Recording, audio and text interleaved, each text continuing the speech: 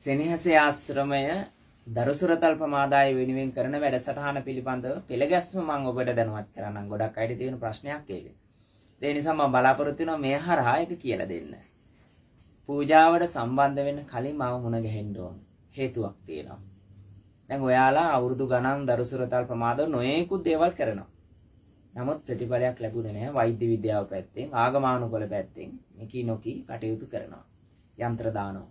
ඒ නිසා සමහර වෙලාවට කිසි කෙනෙකුට හිතා ගන්න බෑ. නමුත් මම අවසානයේදී මම මුණ ගැහෙන්න ඔබ දෙපළ ගෙන්නලා ඔබ දෙපළගේ තියෙන අඩුපාඩු පෙන්නලා දීලා නිසි පාරක් ඔබට පෙන්නනවා යන්න.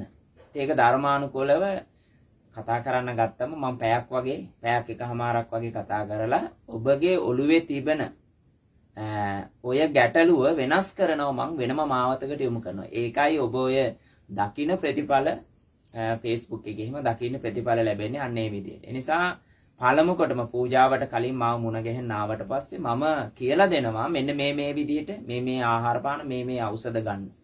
ඒ වගේ තමයි මෙන්න මේ විදිහට කටයුතු කරන්න ඕනේ කියලා පුරා පැයක් එකමාරක් මම පැහැදිලි කිරීමක් කරලා මං පවත්වන පූජාව සඳහා ඔබ පෙළගස්සනවා පිළිවෙතින්.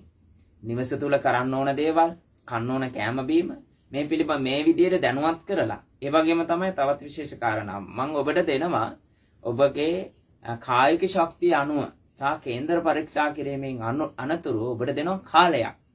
ප්‍රධාන පළවෙනි කාලය තමයි මාස 4ක් අනිවාර්යයෙන්ම මේකට යෙදවෙනවා.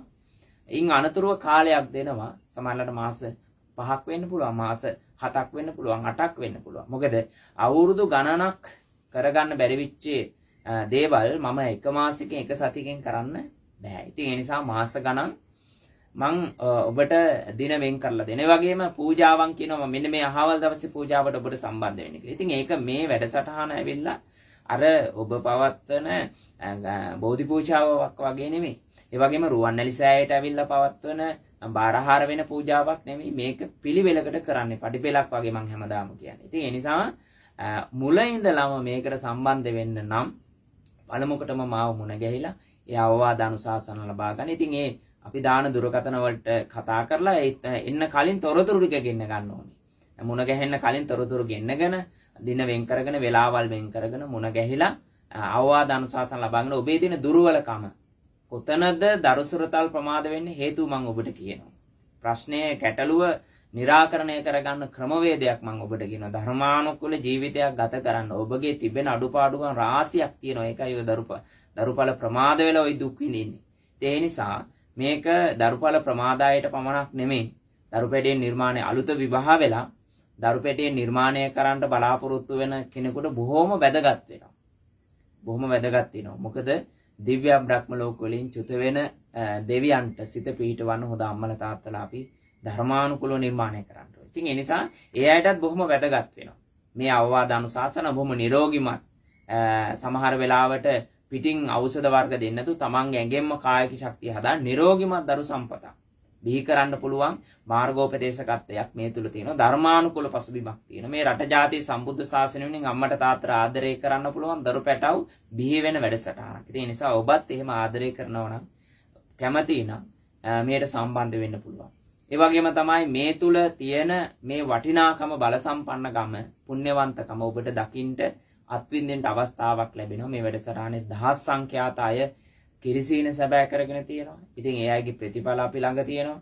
ඉතින් Facebook එක හරහා ඔබ දකිනවා. ඒ නිසා ආරාධනා කරනවා මේ පිළිබඳව මම හිතන්නේ මේ වීඩියෝ එක බැලුවට පස්සේ සමහරලාට ඔබ දරුසුරතල් ප්‍රමාද කෙනෙක් නොවෙන්න පුළුවන්. නමුත් ඔබේ Facebook එකේ හරි ඔබේ WhatsApp එකේ හරි ඔබේ YouTube එකේ හරි ඉන්න පුළුවන් දරුසුරතල් ප්‍රමාදයි මුළු මහත් ලෝකෙම ඉන්නවා. මම දන්නවා විශාල පිරිසක් මේ අපේ ලංකාවේ ඉන්නවා. ඒ නිසා ඒ අයව දැනුවත් කරන්න. මේ වීඩියෝ එක එතකොට යාලට යම්කිසි අවබෝධයක් ලැබෙනවා අපේ වැඩසටහන.